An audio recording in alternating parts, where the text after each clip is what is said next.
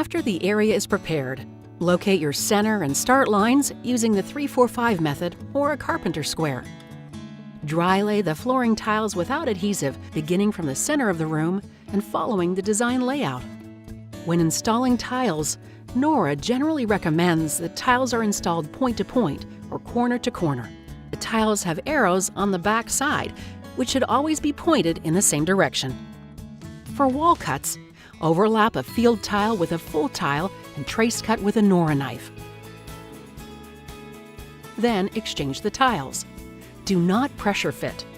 After you've determined a workable section of the installation area, remove and stack tiles in reverse order. This method ensures correct placement of the tile without exceeding the open time of the adhesive.